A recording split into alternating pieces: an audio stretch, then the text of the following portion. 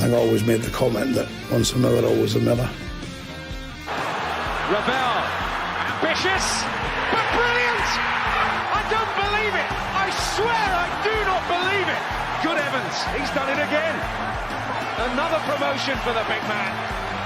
I've got 12 bottles of champagne in my office and we're going to drink them all night. Do me a favour, drop me off in Rotherham. Hello, everybody. Welcome back to New York Talk.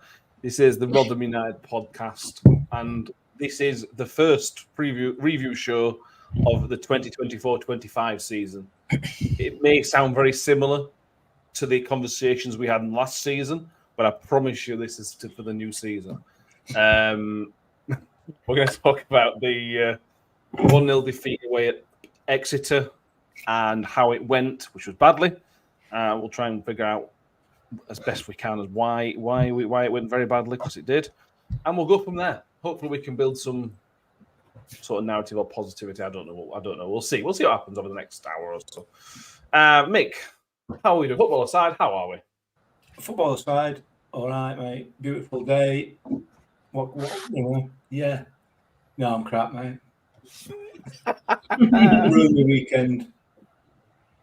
Okay, fair enough. Tom's back. How are we doing, Tom? Yeah, likewise. Ruined the weekend. No, I'm good. I'm swell. It's ready for therapy. Yeah. And Ben. How are we doing, Ben? I'm good, thank you. How are you, Matt? I'm very good. Thank you very much, Ben. Always.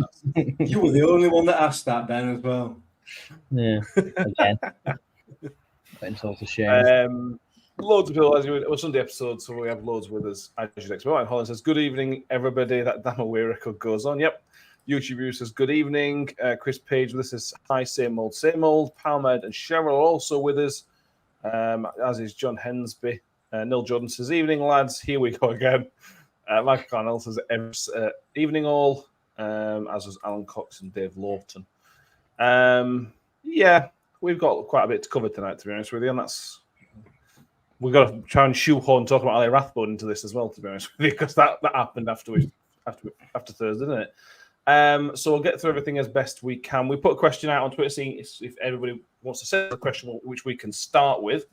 Let's start. I think. Let me have a look. We have Paul Johnson sent us a message, and this is strong, but this is how bad it was, I suppose. Paul Johnson asked, with the quality of players we've got for League One, why do we go out and play like the dog and duck like the dog and duck do every Sunday? Yeah, Tom, that's kind of a fair question, really. We know Exeter are a solid team. Let's not disrespect Exeter; they are a good team. So I don't think most of us were expecting to go and steamroll them. But with the players that we've got, I expected a better performance, and I'm really disappointed with it. Yeah. I think optimism was definitely high going into the game, and I think all our expectations have been leveled out by that, because it was poor, wasn't it? It looks like we don't know what we're sort of doing positional. Positionally, we don't know where our best team is.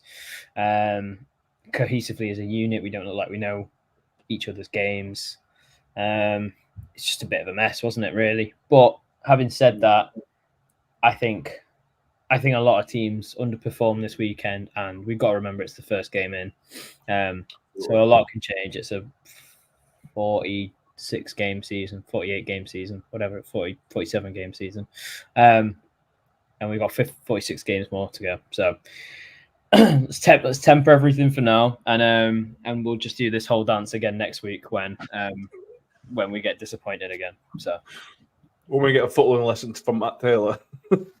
Yeah, that's not going to be the most fun, is it? No. The biggest criticism I can put towards it, Ben, and this is, I suppose, pretty bad. That was like watching Rotherham United last season.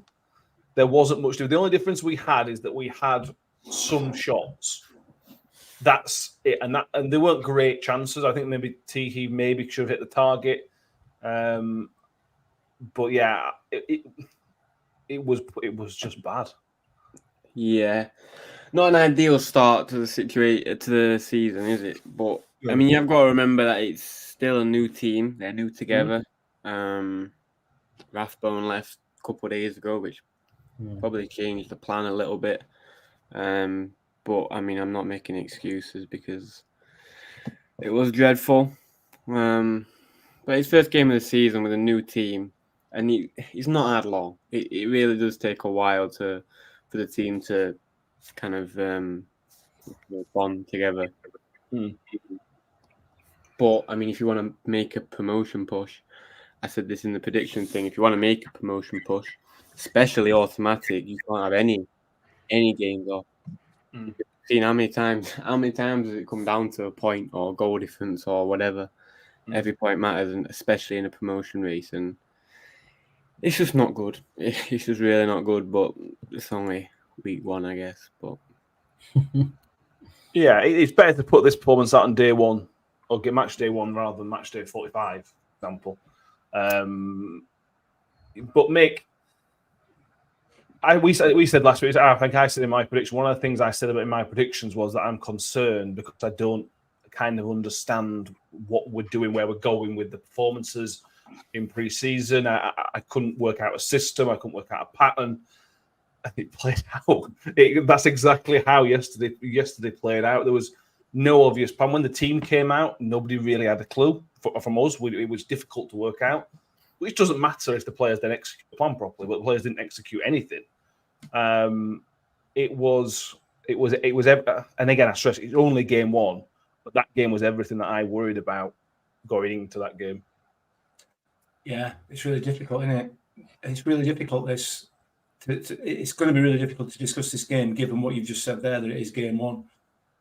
I disagree slightly with Ben in that he has had plenty of time to at least come up with some sort of way of playing. And yesterday suggested that he ain't got one. He hasn't got one because there was nothing. There was no discernible tactics available or visible on that pitch from Rotherham United other than hoofing it long. That was it. There wasn't. I mean, there weren't any attempts to play out front back. There weren't any attempts to play around middle when we didn't even bother with middle. Let's be fair. It was in the heat map that the Ashdonia friends put out. Yeah, absolutely. I mean, had Ollie still been here, it would have strained his neck yesterday. Just watching ball fly over his head. It's not acceptable, even for the first game of the season, especially for the first game of the season. It is not acceptable to send a team out and for them to perform in that manner. Yes, it's down to the players on the pitch when they cross that white line. Yeah. If the manager hasn't got as much control over them, obviously. However, you know, we've been back since beginning of July, so well over a month to come up with some idea of playing football, and we played none of it yesterday. None at all. I was hoping that it would take us 5 or 10 games before I started to kind of lose my rag with manager.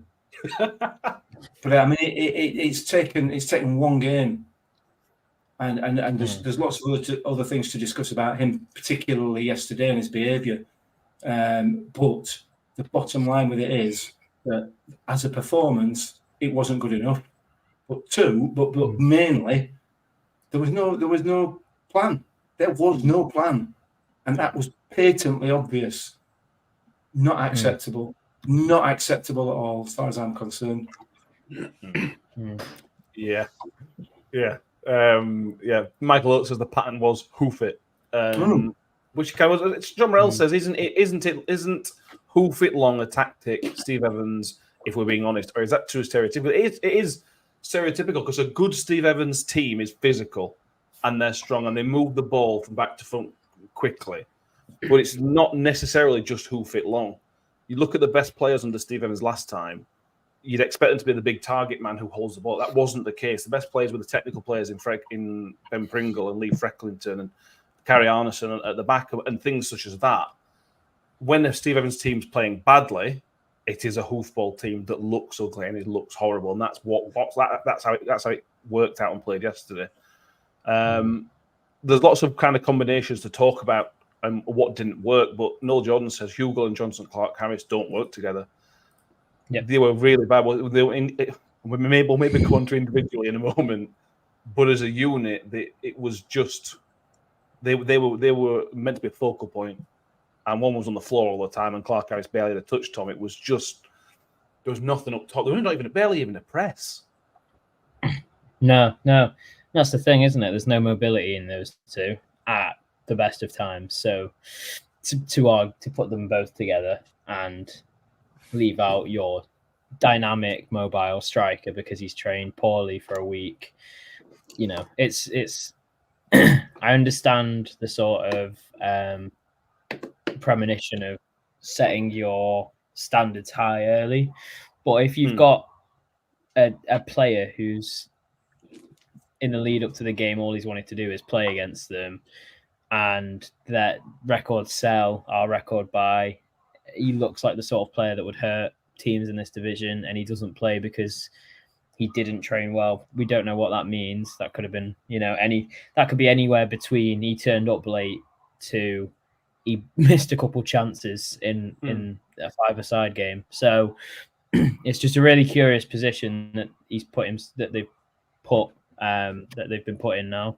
And yeah, it's just it's confirmed, hasn't it, that those two can't work together up front. And I think Hungbo was left out to dry a little bit in that number 10 role behind the two strikers. I think he's a sort of player that has that pace and will put balls in the box and will get you what you want from a winger. But if he's in a 10 position, he's going to drift out wide, naturally. And so there's nobody there. And like I said, he got hung out to dry a little bit. He didn't have a good game. Again, not because he's a bad player or because he's, this, that, and the other, but because he's been put in a position where he's not even played there all pre-season. He's not a winger to begin with, and he's not played there all pre-season. So I think we said it in our little to each other before the game when it came out. It was a big surprise, and I think to everyone it was a big surprise who he picked and the formation he picked and the personnel he picked in certain positions. I mean, look, I think Bramall is a very confident player, but I think Reece James is the best left back you're going to get in this league, and he didn't. If you're not playing him, I don't know. Because I think we were poor all game, but again, it's proof to me that Bramall can't defend the back post, and he still can't, and he never will be able to because he never learns. And not saying that goal was on him, still can't cross. You're trying to look at players to get in the box. If you've got two big strikers and you want to get the ball in the box early and quick and this, that, and the other, have players that can cross the ball, and we didn't even have that on the pitch. So 5-back didn't work. Personnel didn't work. It was a shambles. Yes, it was. We'll come back onto Nombe soon because that's a bit of a wider conversation. Sarah Ogden says, I'm tired with Hugill, but I really don't know what he offers or brings. Yeah, Ben. Mr. Jordan Hugill is clearly an excellent footballer. He's clearly got talent. It's clearly there. But I don't think I've ever been as frustrated with a player of mine for going down as often as some of those dives yesterday were bookable. They were that bad, some of them. I can't believe that Steve Evans or Stephen's character has not got hold of him and shook him and said, "What the hell are you doing throwing yourself around? Just stand up." It was so frustrating to watch yesterday. It was one of the worst of that kind of things from Hugill yesterday. It's what he does. You say, and I'm not saying he's not a good player, right? But you say he's got class or whatever. But I'm assuming. He scored a couple of good wonder goals from outside the box. I haven't seen him do anything else except throw himself on the floor. I can't remember who it were last year. It might have been Blackburn. One-on-one, and then throw himself to the floor. Yeah. They were Cardiff. It were Cardiff under Matt Taylor. I haven't seen. I'm not saying he's not a good player because he's finessed his way around Championship for a while, There's probably a reason why he's never stayed anywhere for long. What's the longest period he's been at a team? I'll check. I suspect it was Preston early on, but I'll double check. He doesn't. You say he's got class, and I'm not saying he hasn't, but I'm yet to see it, to be honest, mate. And we're a year and a bit in, nearly 2 years in, year and a half in. So I'm not his biggest fan. I prefer Nombe. I probably prefer Clark Harris, but you can't have Clark Harris and that was never going to work. Clark Harris and Hugill. You know what I mean? Even on paper, whatever, off paper, whatever. That was never going to work. It was never going to work. We talked about it on Thursday. It was never going to work. It was what was going to happen is Clark Harris wasn't going to get a touch, and Hugill was going to throw himself to the floor, and it happened. You know what I mean? Exactly. You're going to get no press. Then you're going to get no press. No press. Absolute zero press from either of them two. Absolutely zero press. But I don't know. I prefer Clark Harris, but I'm not Hugill's biggest fan. What were questions? Basically, I've answered. Yeah, so I'm not Hugill's biggest fan. He played 103 times for Preston. We're next on the list of highest appearances for clubs. He's played 57 how many times. years was he at Preston? How many years? 4 years, 14 to 18. Then he bounced around a lot, right? Oh, he's had. I could count these clubs, but that'd take a minute. That says a lot. Does say a lot. Yeah, but 4 years is the longest he's been at any club. It was at Norwich for 3 years, but only played 38 games. It was on loan for 2 of those years, to be fair, actually. I didn't watch the game with you, Mick, yesterday, but I can only imagine what you were saying as he threw himself around. It's frustrating because we as fans and me and you and Ben and everybody else who we've kind of talked to, that kind of footballer is the one we hate playing against because it's horrible to watch. And for the first time in my kind of time watching Rotherham United, we've got one of those players playing for us. And I wondered if they play for you when it feels a bit different because they're winning fouls and this, that, and the other. It don't feel any different. I'm still frustrated. I still don't like it. And I'm still convinced he'd be a better player if he stood up a bit more. 100%. I mean, you've answered. You've sort of put that point to me, but you've answered it. You've answered it in its entirety. You know, there's no doubt you can score goals, no doubt whatsoever. But you can't do it when you're laid on your back, and it's pathetic. It is. I'm sorry. He's one of our players, but call it out when I've called it out so many times with opposition players and called it cheating. It's cheating. It's cheating. You can call it. You know, we don't buy fouls. You either get fouled or you don't. You don't buy it. That's just not. That's not right. If you're buying a foul, it's cheating, and it's wrong, and I don't like it. And what's more frustrating, on one of the occasions when he went down yesterday, if he'd have stood up and tapped the ball, he'd have put it back at net. But no, you know, and it's so annoying and it's so frustrating that the lad he's had a long career, and he's had a long career for a reason, because he's scored lots of goals. Wherever he's been, he has scored goals. Lord knows how, given the performances he's putting in with us. And you know, we're not talking about here somebody who's hit a rough patch in terms of form. We're not talking about somebody here who's missing sitters. We're talking about somebody here who's trying to cheat his way through a game half the time. And he doesn't learn. He's been at this club for 2 and a bit years. 2 of those were in the Championship, and now we're in League One. He dove and dove and dove and dove in the Championship and never got. If he got 2 or 3 fouls in the 2 years that he was playing in that division for us, and didn't learn that he wasn't going to get them in a Rotherham United shirt, we didn't learn. And here we are back in League One, literally within minutes of the game kicking off, he's on his backside with his arms in the air, claiming he's been fouled when he clearly hasn't. I don't get it. I don't understand it. And you know, I've talked before when we did the England stuff about Harry Kane and football intelligence and not learning from the game and from what's happening in and around you.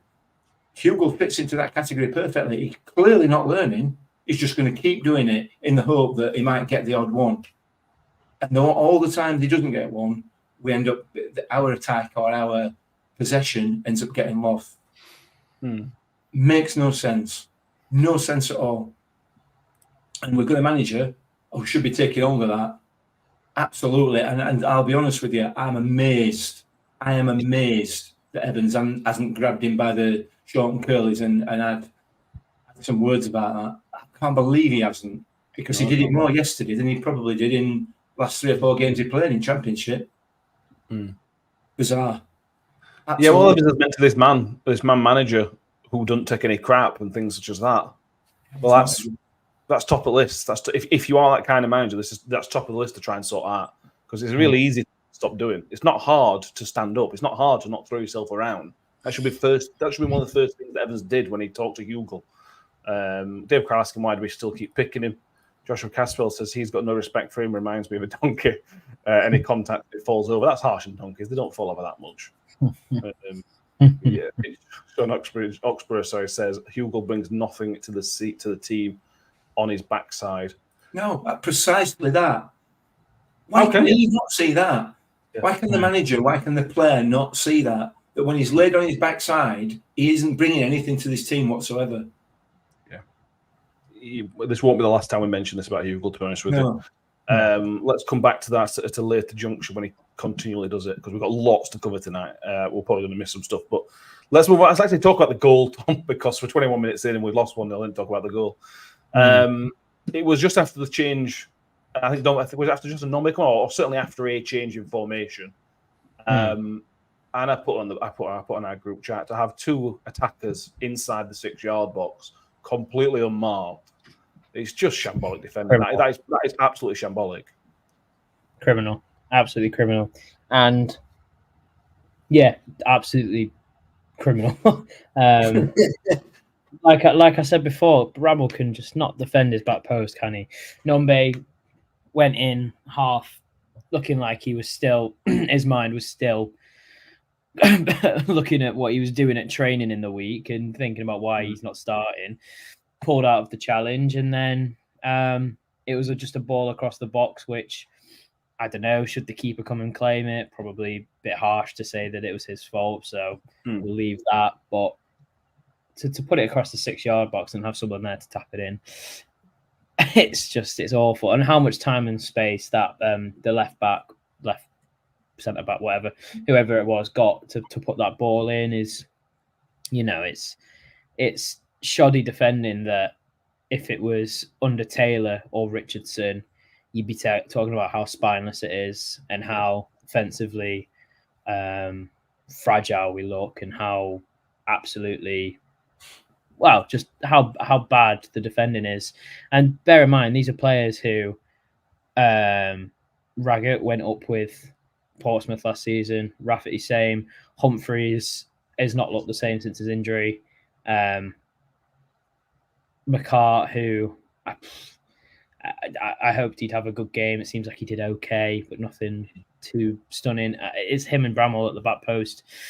You got it. You can't be defending like that. You can't let a man get across you. Really, really simple stuff. And it wasn't that either. It took a couple of good saves from Phillips as well to not make it 2 or 3.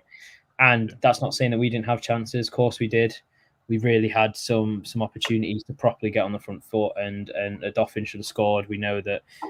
In fact, it's more surprising that he missed. He usually eats those up. Nombe had a last-minute chance, which was he kind of crafted it himself, so you sort of give him okay for that. I think Clark Harris's header in the first half is a good chance as well, but I think he did as much as he could with it. I don't think you could ask for more than that. But that's the sort of stuff that Clark Harris will feed off. He will score those goals. Hugill will not be in the box at those opportunities. At Dauphin, when that header went in, Hugill stood on the edge of the box. We all complain about Harry Kane not running in the Euros. I'm not comparing Hugill to Kane, but it's the exact same prospect. Why is your striker on the edge of the 6-yard box, edge of the 18-yard box, and your central midfielder, who's not the Hacks isn't even the 10, by the way. He's he's meant to be defending. Is in the 6-yard box getting a header that he should have scored. But if Clark Harris is there, he's scoring it. You'd like to think if Hugill's there, he's scoring it. But neither of them are there. They're just so immobile and so just awful. I mean, honestly, on Tuesday you'll put. I hope he puts a song and Nombe if he does do the same formation, a Song and Nombe through the middle, and it's just pure pace and power, and you just run over teams like them because you give them too much. He gave in an Evans team. I can't believe you're saying this. It just looked like you gave him too much respect, especially those front two, with the lack of pressing. Clark Harris will score goals, but we know that off the ball stuff, he's not going to. He'll work hard, but he's not the gunning down a man and forcing mistakes. He will score goals, but back to Ben's point, I don't know what we do with Hugill. It's just it's poor. But yeah, they fully deserve that goal. Picked us apart a couple of times, and it took a couple of good saves to make it not an embarrassing first day out. Really, I mean, it already is embarrassing, but Well, a loss is not embarrassing, but the performance was. Teams lose to extra a decent team, aren't they? We assume they're going to be. Defensively it's an issue, but obviously the goal itself is poor. It's bad. It's very, very bad, very, very bad defending. But then I sit back after the game and sort of look at the lineup and thought, right, Humphries is playing because Humphries is a good player. Like Tom says, he's not been great for a little while, but he is a good player. Sean Raggett, he's always going to play. It then turns out Jack Jules has been ill, which is fine. People get ill, people get injured. But the replacement for him is a guy who's, as far as I'm aware, is still on the transfer list. He's still not wanted by the football club. So when we talk about depth in this squad and the quality of the squad, he's having to play a player he don't want in the squad. So that tells me that something's gone wrong somewhere if we're still having to play Jamie McCarthy. Although I don't think it's necessarily a bad game, but it's clearly not what Evan wants. And if your manager don't want you're going to be limited in your performance, aren't you? Yeah, well, yeah. I mean, when I think Warren signed him, yes, and he was, I mean this, and I'm not sure he's a good guy. He was dross. He was dross. Like he played in the Parkgate game, and he didn't win a single header. He was bad. He was really bad. I know that's harsh, and I'm sure he's got better. He played at Barnsley, and I know he did, but in my eyes, whenever I think of McCart, that's what I think of. So when I saw him on the team sheet, I was a little bit skeptical. But yeah, when you're transfer listed and you're not wanted, and then your number's called, you're gonna get that feeling of like, oh, okay, now you actually need me. Well, now I don't want to play. You know what I mean? You'll have that in your mind. Now I don't want to play. Now you don't need me. Not necessarily going to put your body on the line, are you? Necessarily, you're not going extra yard. You're not going to risk a contract. No way. So there's that. You're not going to want to play. Are you going to give that extra little bit? It's not ideal. But like you said, something's gone wrong. We did have to sign a lot of players. Yeah, a lot of players. But centre half, and I know we've signed a lot of defenders. But how many centre halves have we signed? One. Raggett. Bearing in mind we had. That Jules. Oh, Jules. Two. Bearing in mind, last year we had one centre half fit for majority of the year. We only signed two. So that is a problem. That is a little bit of a problem. But Zach Jules obviously had a little bit of a sniffle. He didn't get a good night's sleep or whatever, so he didn't play. But I'm joking. I'm sure he was, I don't know, ill, whatever that means. But yeah, we needed to sign more centre halves. We had one fit the whole of last year, and you were about 40 years old, so we didn't even have one. Yeah.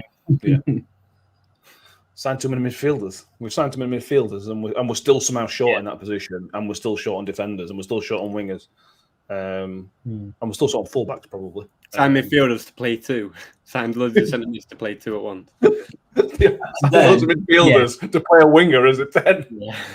And then we've signed all the central midfielders, only played two of them, and then just launch ball straight over their heads. You might as well sign 6 strikers and 4 defenders. That'll do. Job done. No bother with midfield. Yeah. Yeah. Yeah. It's just mad, isn't it? It's difficult. It changed formation, Rick. And again, we'll go into Stephen's interview in a minute because I really want to talk about that. One of the things he said was after the change in formation, we improved. But it's difficult to say because as soon as we changed formation, they scored within like a minute or two. So it's impossible to say whether the formation change was right or not. Having said that, it would have struggled to get much worse. So it probably would have been an improvement anyway because it was bad anyway. Yeah, I'm struggling with that one.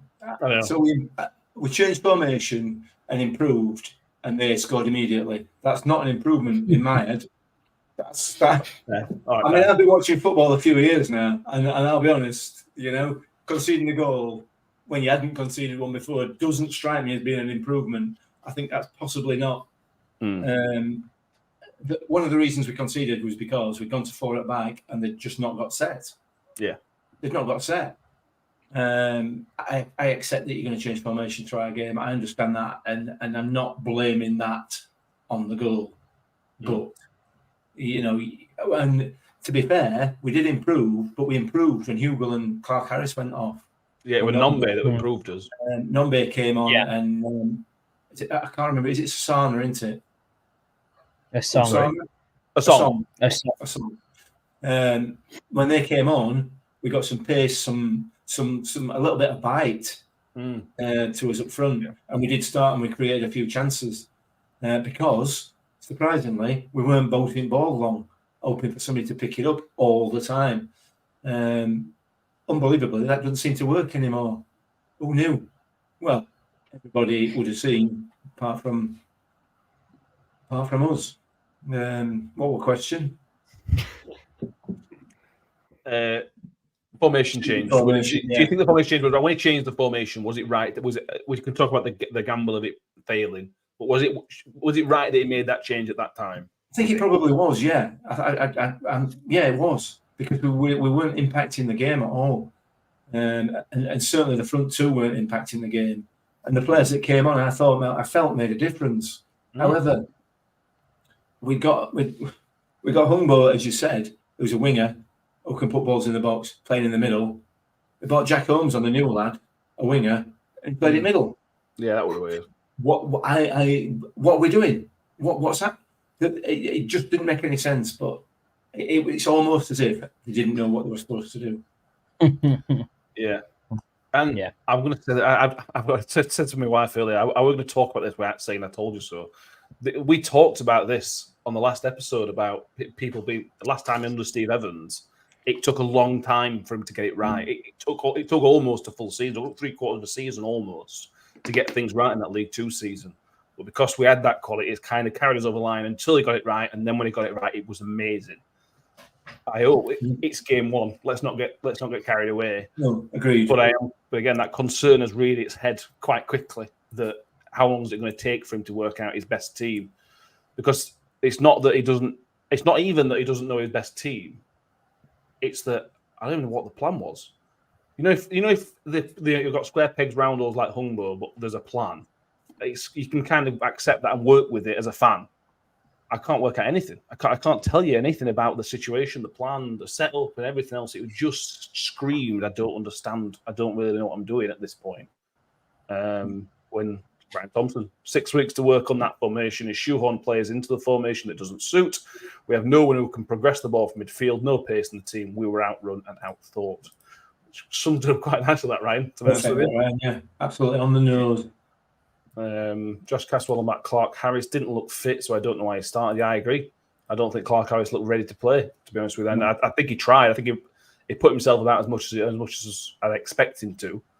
But he didn't look fit at all. Has Clark Harris been fit since he turned pro? I think so. With all respect to him, he's never been fit. Even when he was 21, when he was us, or however old he was, 20. He's never been fit. That's fair. Steve says players who didn't look championship quality last year didn't step up this year and shine, which is a worry. Yeah, it is. All this done by Amy sat at home and watched Sky Sports Plus. I hope you enjoyed 90 minutes of the game minus the injury time at the end of the game. That was really kind of Sky to cut off the two most important minutes of the game when your team's chasing, or if you're Exeter fan where your team's trying to hold on for the victory. That was a shambles. Do we have anything to add on the Sky Sports Plus? Did you watch it on Sky Sports Plus? It's for the fans, mate. It's for the fans. It's bad to say that. It's for the fans, isn't it? For the fans, yeah. It was. It's fine. The commentator was all right, actually, which you don't necessarily expect for when they got so many games to cover. But yeah, Mick, referee. Let's just cover the referee quickly before we cover a couple of other bits. Yeah, I thought the referee was fine. I can if I sit and watch 90 minutes of football, I can criticise a referee for a number of things. But I thought for the most part, he let a lot of strong tackles go. We can argue about injury time, but I thought for the most part, he did fine, the referee. Yeah, I have no issues with him. There was a few mistakes, a few. There's going to be, in 90 minutes of a game, they're not going to. You're not going to get. He's not going to get everything right. I mean, there was one where their defender body slammed Hugill to the floor right in front of the line, which weren't given. That was a bit of a bizarre decision. He literally sort of grabbed him round the waist, picked him up, and it was like a WWF move, weren't it? Or WWE move, sorry. Yeah. Anyway, but other than that, no, I thought the ref were fine. No, not an issue whatsoever, really. None at all. Good. Just wanted to get in that because that will come up in a minute. Is there any reason you brought that up, Matt? We'll circle back to that one in a minute. All right, don't worry about it, Ben. There's a plan. Josh Ibamse asking, can we please take Malik Wilk off Sheffield Wednesday? That's another conversation which we might not have time for tonight. We need Clark Harry's point too. Well, yeah, probably. Right. Let's talk about the Steve Evans interview. Tom, 5-6 minute interview. We'll sort of set the scene a little bit. Rotherham have come into the game, the first game of the season. Steve Evans has talked us up, saying that we're going to be challenged at the right end of the table, that kind of thing. And then team puts in that kind of performance. How did you feel listening to Steve Evans' post-match on Radio Chef? I didn't hear excuses. I think he made it clear that he knew that we were average. And he knew that we weren't good and we didn't take our chances and that we didn't deserve to win, which I think is more than to be said than previous management, where they've sort of sugarcoated the real problems with, injuries and state of facilities and stuff. Didn't like how he praised himself. I think that was a universal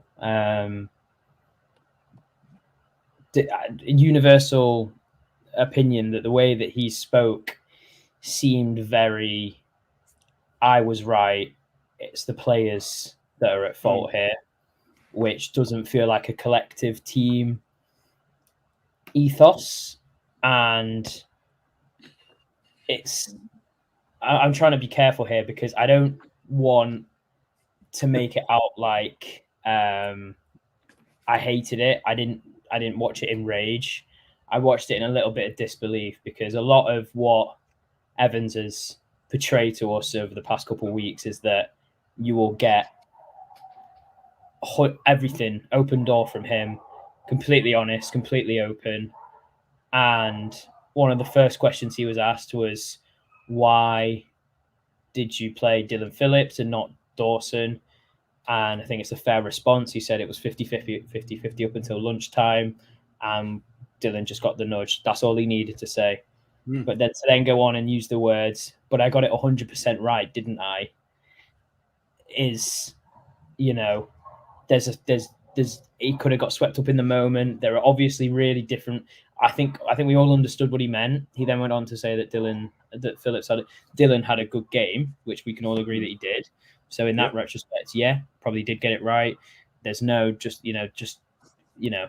but coming off the back of a poor season, making that completely obvious to the fans that he knows it was a poor season, putting in a performance like that, and then one of the first things you say is, "Hey, I got it right though." It didn't strike the right chord with me. I think it's something that felt very disingenuous. I think he could say, picked Phillips 50-50. I thought he had a brilliant game, man of the match, because we were so poor. If he would have said something like that, everyone's heads have flipped, and Evans is the taking responsibility. He's saying that the lads played their parts. I don't think what he said about Nombe is that bad. I know a lot of people are saying that that's quite,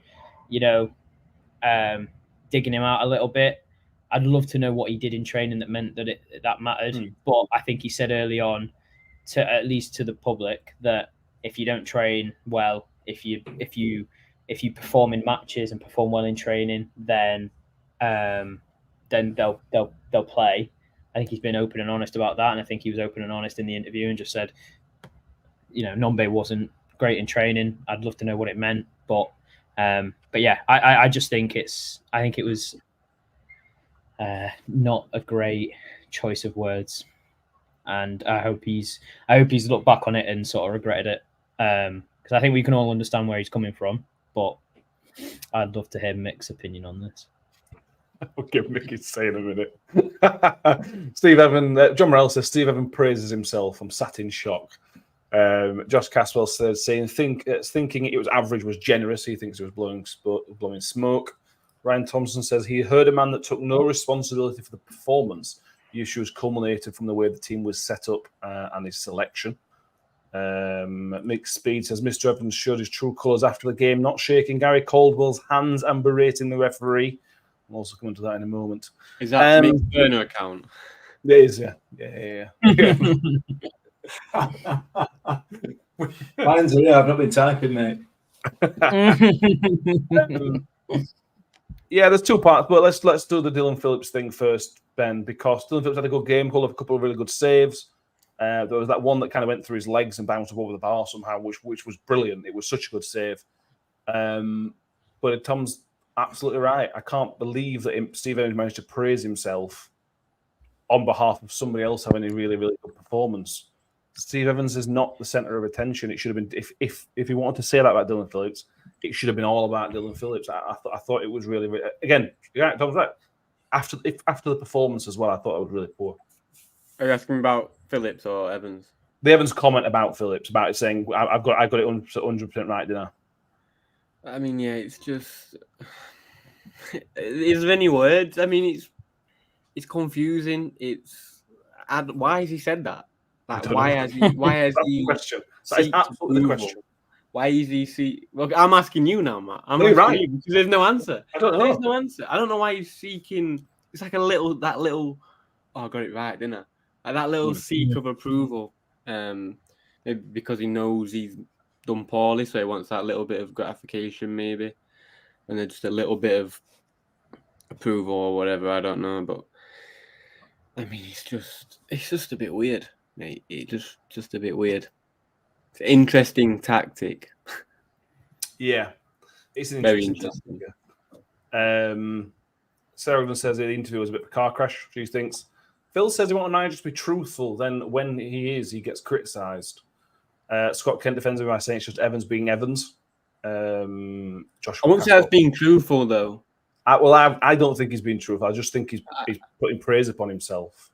Yeah, because he hasn't said, "No, you're right. I got that plan wrong." He hasn't said that, which would be the truth. Yeah.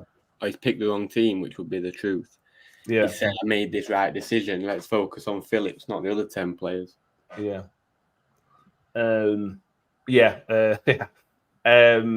Mick. I'm glad I weren't a Radio Sheffield interviewer. I heard you on Radio Sheffield yesterday, by the way. You went to the Sport game. You did all right. Yeah. Good. Yeah. Well, there you go. I would love to have had been given the follow-up question to that comment. Because when he says I got it 100% right, the next question has to be, well, why did you lose then? Yeah. I mean, yeah. Go on, what were you going to have to do in it? I don't really know what I was going to ask you, to be honest with you. Just let him talk. Just let him talk. Well, let me talk, because Go on. You've worked really hard with this podcast and you've tried to build a relationship with Club. And if you let me talk, I'm just going to destroy that in a heartbeat, aren't I? Well, we know Steve Evans. We know what he's like. We've seen him last time.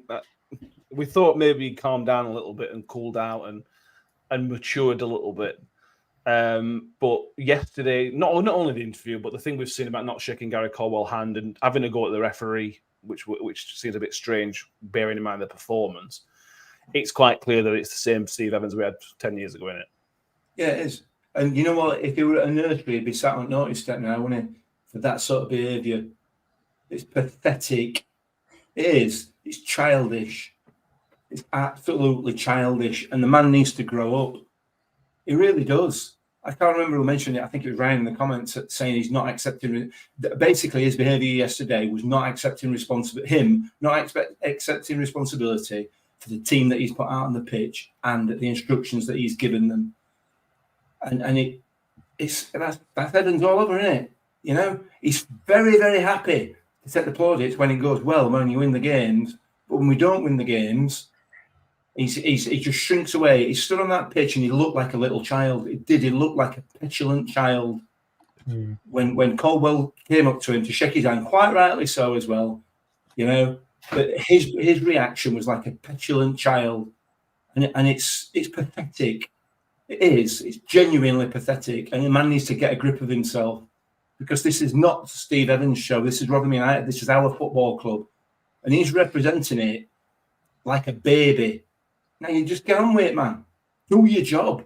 You're telling us, and you've told us all season since Tony Stewart employed you, how good you are and what you're going to do. And then you put a team out in the first game of the season with no plan, no tactics, and the performance matches the preparation that you've put into that team. And then at the end of it, when it doesn't go your way, you claim responsibility for playing the goalkeeper, who got the man of the match, as it turned out. Probably, I think he did anyway, from a Rotherham United point of view. You claim responsibility for that, and then refuse to shake opposition manager's hand. You have a go at the referee, who had a decent game. He did nothing wrong and had no impact on us losing that game or the performance on it. It's childish beyond belief. And this is our manager. How on earth is he supposed to galvanise a team of players behaving like that? It's remarkable. Absolutely remarkable. And Tony Stewart, who obviously thinks he's God's gift to football management, again, another man who refused to accept responsibility last season for the shambles that it was, employs a man who refuses to accept responsibility. Who saw that coming? There's no wonder they get on, is there? Nah, not good enough, mate. Honestly, absolutely not good enough. And he has to get a grip of himself, because otherwise this is going to be a very, very long and difficult season. I'm disgusted in his behaviour yesterday. Yeah, Josh Caswell says swear Rainer did the same thing. Rainer definitely shook the hands of Caldwell. I think it was one of those kind of soft handshakes. I think there's clearly been some beef on the touchline. But Rainer was definitely a handshake of sorts from Paul Rainer. Again, how genuine and heartfelt it was is another question. But Tom, it's not the point. No, exactly. How many times have you shook hands with somebody you don't like? After work, after have you played against them at football, cricket, whatever it might be, you've still got to shake that, especially when you represent the club, when you're the man at the front of that, in front of the badge, essentially. Just give me your thoughts on that, Tom, about the after the final whistle stuff. I think it's tough to comment on because we don't know what happened. He could have said something really bad. Caldwell, he could have said something really not bad. I think it really depends on what was said, and it really looks like. It just looks like nothing's happened, really, and he's just not shook his hand, and he's furious at some reason, maybe trying to find an excuse. It's not a good look, basically. But like I said, it's tough to comment on because if you don't know what happens, then you don't know what happened. It could have been, he could have made a slight comment or something or other. I don't think he did, but we don't know unless we know. And for now, it seems like it looked like a very childish thing to do. Which is, I'll be honest, is call me naive here. I wasn't expecting. I was expecting emotion and frustration this season, but a lot of this stuff that happened yesterday looked and seemed very childish and very immature and very much what we've been led to believe Evans wasn't like anymore. So it's worrying time. I mean, it shows he cares in his weird way, which is more than what we had from the previous from Richardson. Tom, what is it he cares about? What, Tom? I think the only other time that I feel like I agree with you, Mick. I think he's throwing his toys out the pram, and I think he's done himself a misservice here in the way that he's acted and what he said. But there were so many times last season where we came out of the game and Richardson would go across to the fans, clap them, and then go down the tunnel and say they put in a performance that all they could do, and it just seemed like they didn't care. And we had that for 6 to 8 months. So even though what he said and how he acted was really immature and it didn't sit right with me and a lot of the fan base, it did show that it at least meant something to him, and that losing was a frustration as much as it was for the rest of us.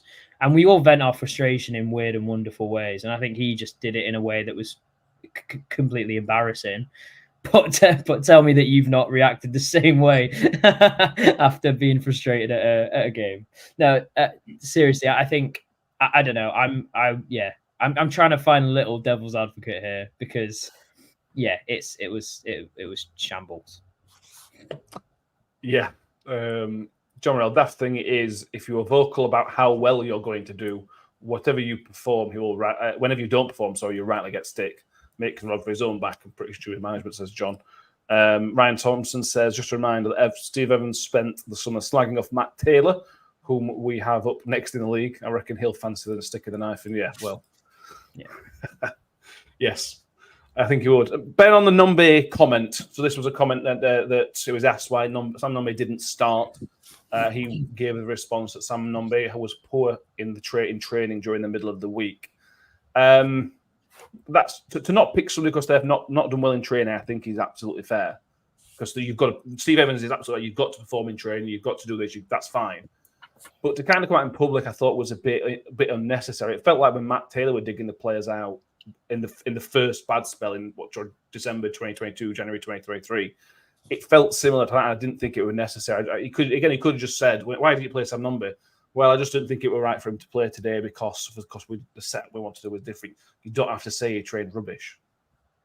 Yeah, mate. Again, interesting tactic, mate. Every manager's different and every player's different. Nombe doesn't nowadays. Players they don't strike me as the modern player doesn't really get motivated by being criticised and dug out. Kind of need to be babied a little bit, and I don't think that's the right tactic to use. Not digging him out, but publicly saying he's not been good in training. It's a practice then, been Americanized. He's not been good in training. It's interesting, mate, because you never know. He might play next week, he might get an hat-trick, but the situation of who we're playing, first game at season, who we are, I meant who we're playing as in team-wise, but who we're playing as in players-wise. We're playing Hugill and Clark Harris, and he's saying he's been that bad in training that he's going to risk playing two strikers who are less mobile than Mick. It's an interesting tactic, and that's no discredit on Mick. He's a cat, mate. But it's I don't like it, and I don't like it nowadays. It might have worked when Brian Clough was managing and Fergie, but you got to adapt with the times. And Evans mates Fergie, so he's probably learned that off him. And Moisey. I don't. It's an interesting tactic, mate. That's all there is to it. I have a slight theory on this, and it's a bit of a conspiracy theory that I don't think Evans wants Nombe at the club. I don't think he likes him. I don't think he fancies him. And I think this is his kind of way to try and get him moved along potentially.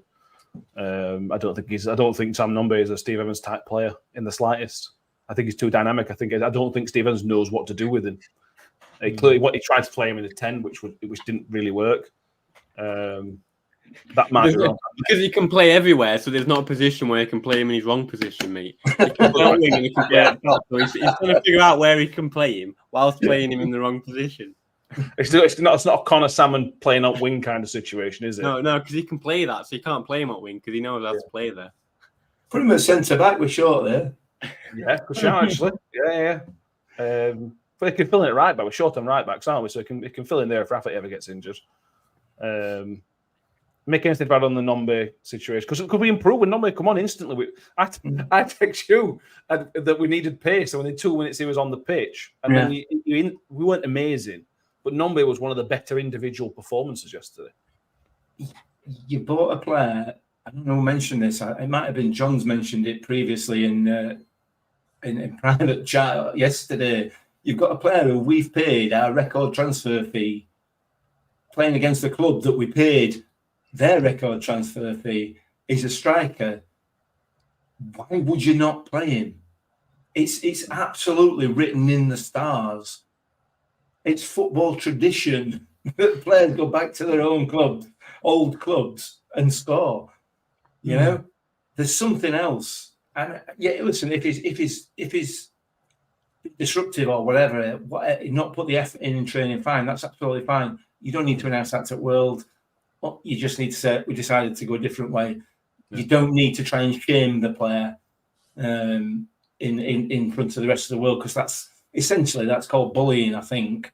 But there you go. Who would have thought that from Steve Evans? It's not bullying, though, is it? That worked for you. Well, no, one of your favourite managers ever used to do that. It's what used to do every day.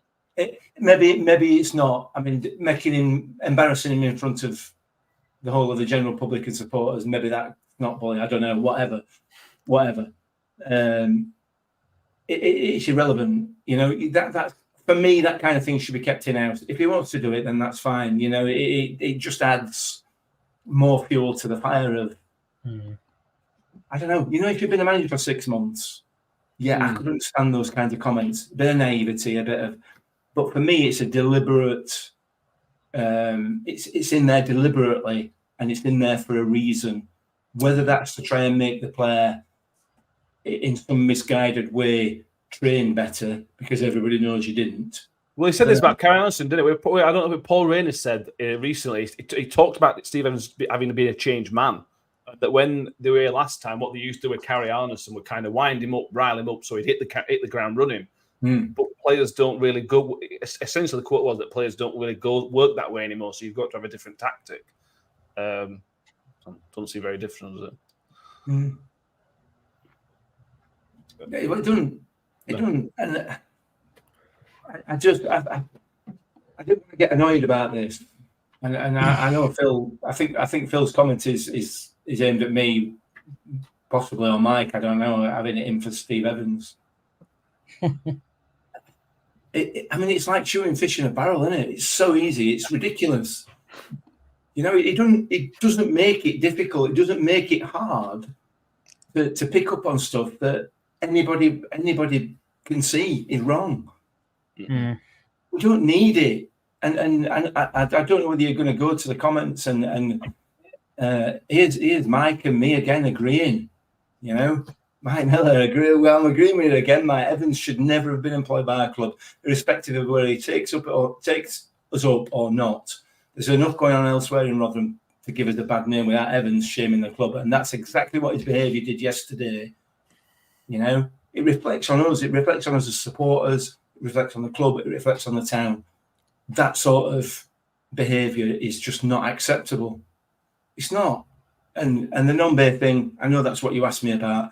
I think it should be in training. That should be an internal thing. It's not something really necessarily for public consumption. But what it does do, it gives him an excuse for not playing him when everybody thought he would play. I don't know.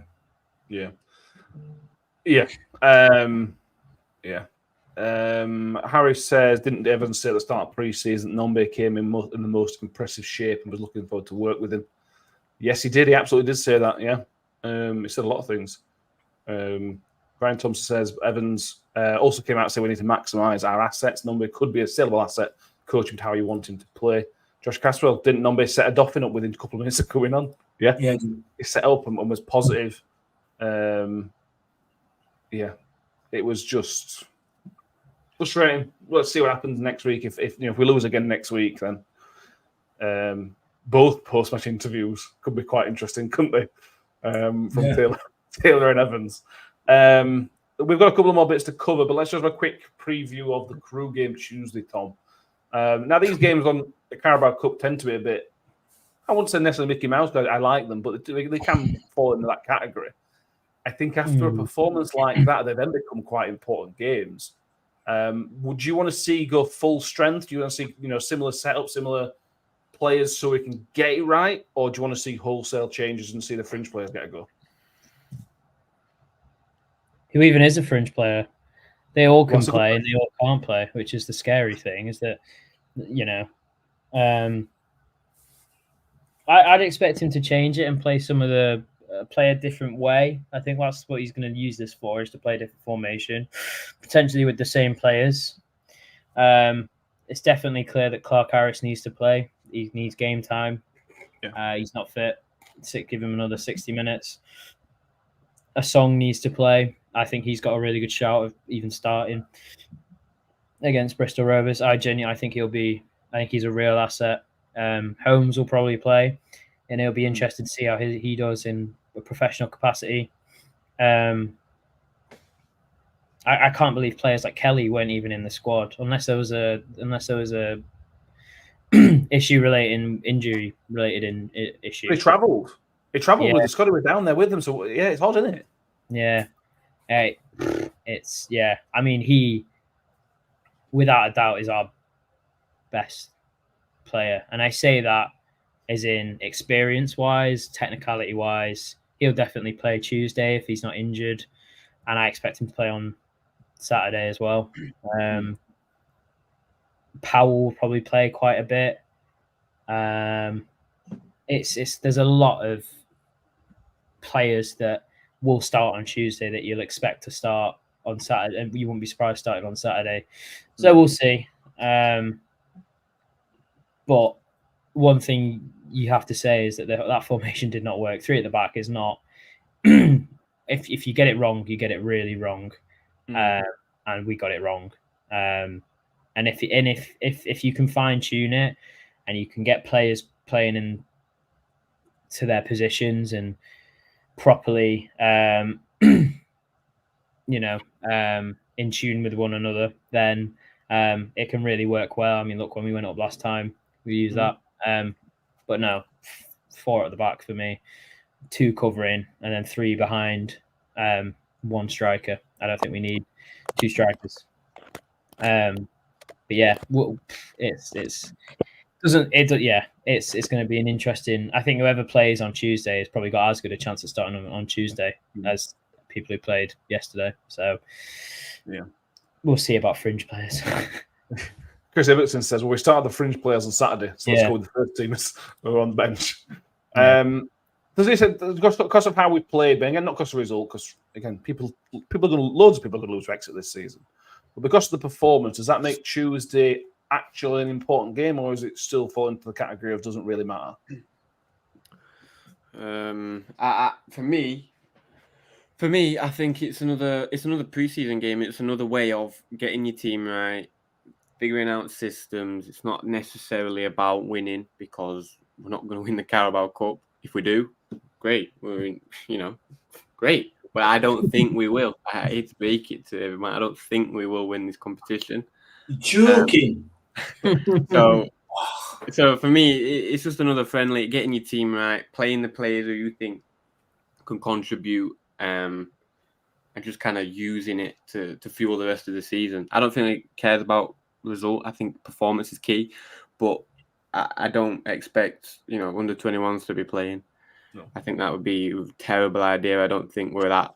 That's when you set. That's when you've got your team and you've been here, whatever. That's when you play your kids and whatever. But it's about finding the right team still. So it is quite important. Yeah, if he wants to, do well in the season, that is. Josh Caswell said he played McDonald and James. I'm really surprised that Reece James didn't play on Saturday. But the game against Doncaster, I know that we played Doncaster with him, but he's got that quality about him, Reece James. He's obviously not an amazing footballer, but in a position like left back, you just want to feel safe and secure. And that's how, when Reece James played, I just felt fine. I just felt safe about everything.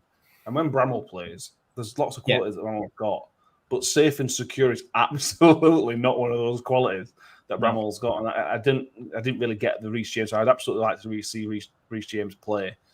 Mick, again, you're not a massive fan, I don't think, of this particular game being here. What are your thoughts and feelings towards Tuesday night's game, bearing in mind Saturday? It's an important game to us now. It's really important, given the level of performance that we're putting on Saturday. You know, the competition itself is irrelevant to us. Yeah.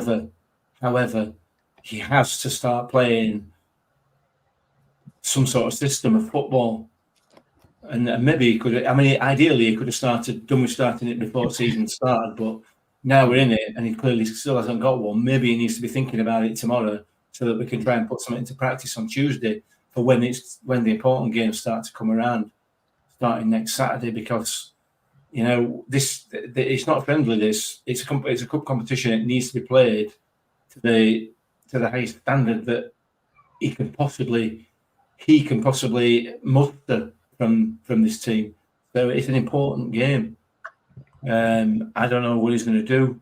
Whether he'll just treat it like it is a friendly, like everybody else treats the first round of this competition.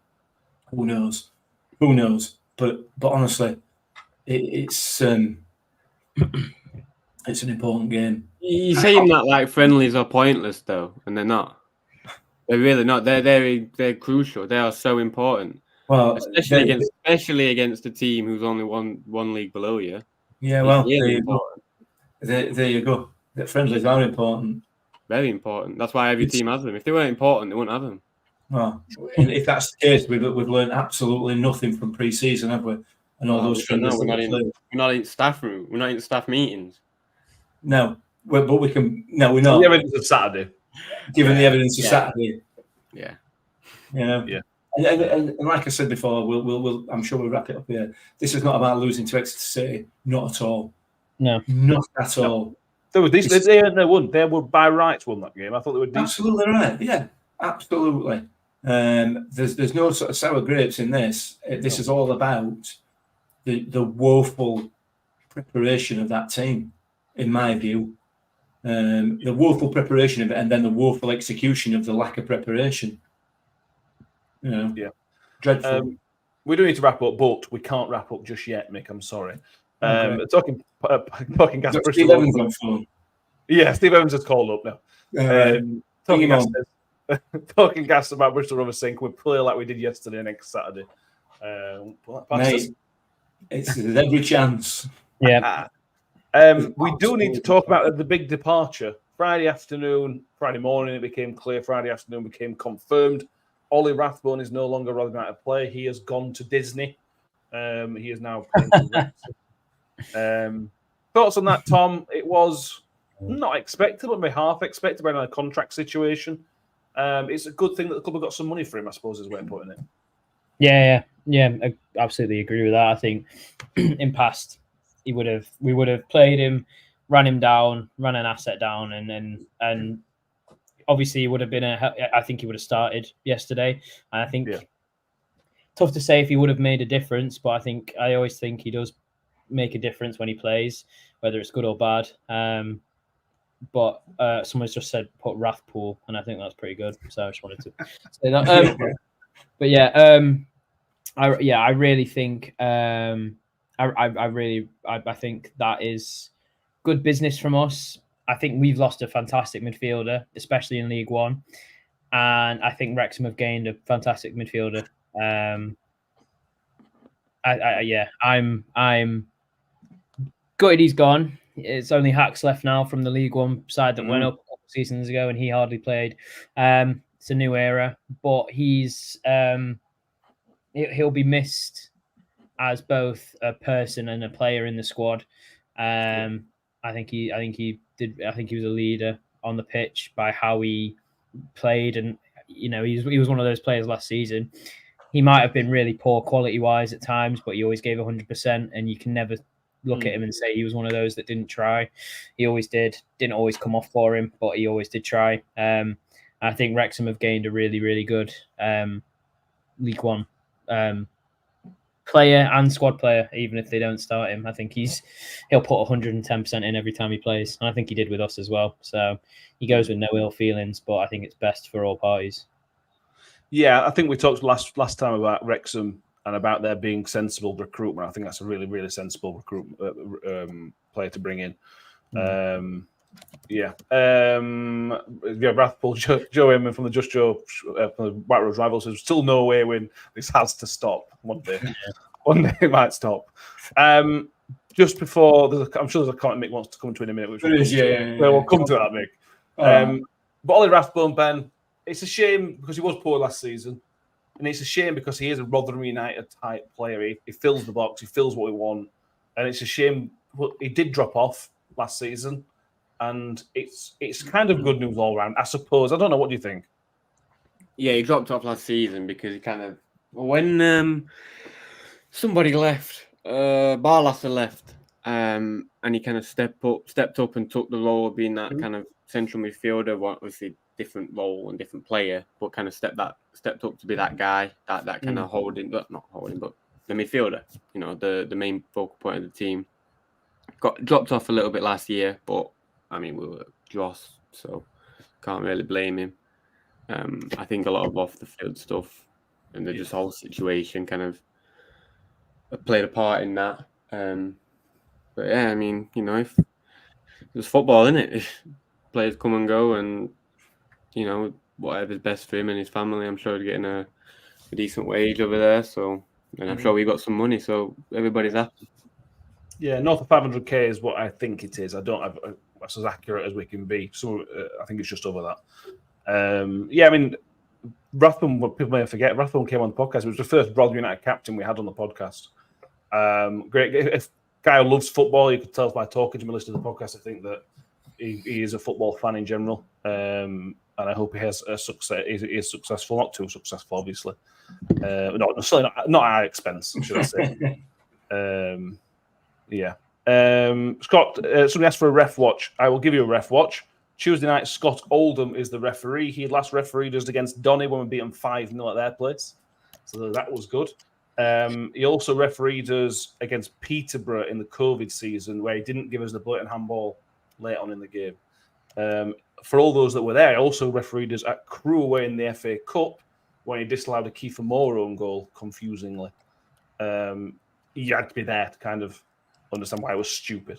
Mick, you want to just finish it off with a comment? Oh, I've got to find it now. Oh, yeah, from Richard. That my vitriolic biased opinion has now been topped off by being a snowflake.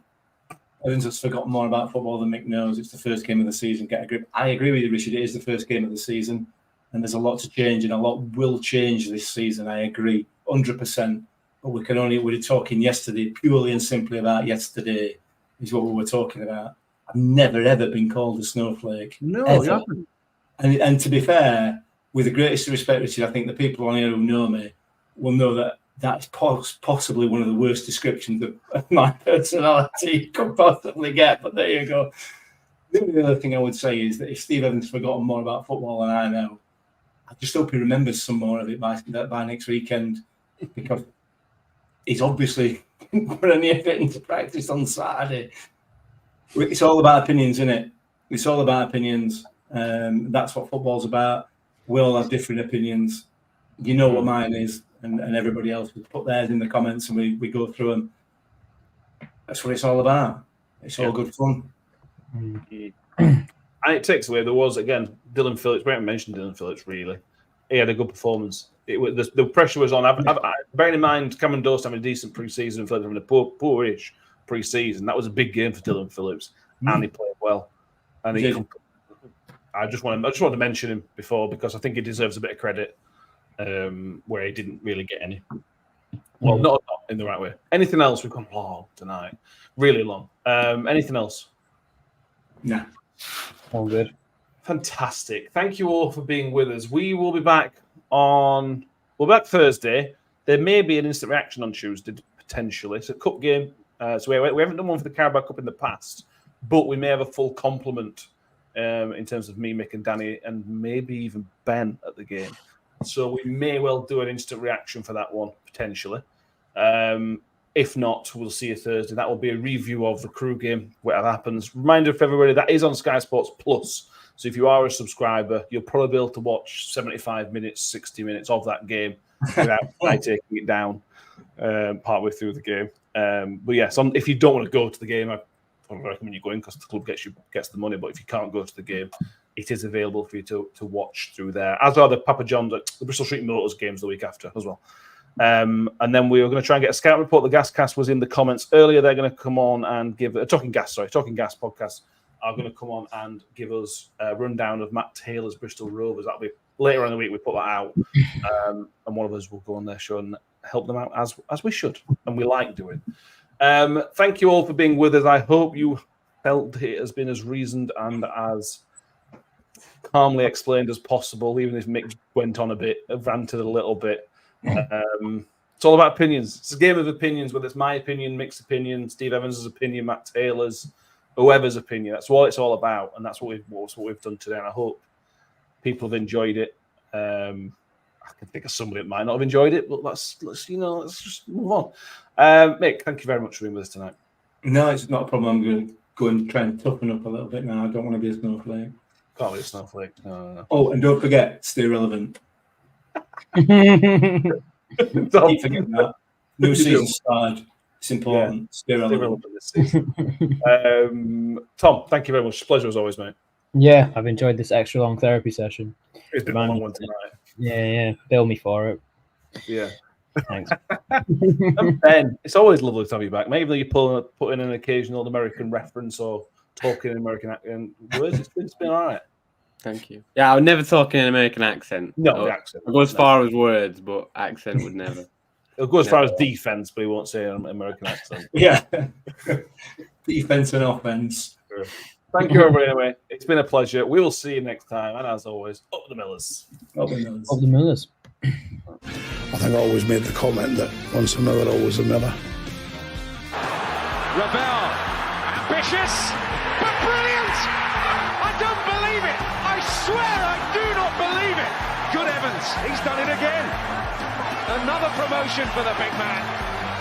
I've got 12 bottles of champagne in my office and we're going to drink them all night. Do me a favor, drop me off in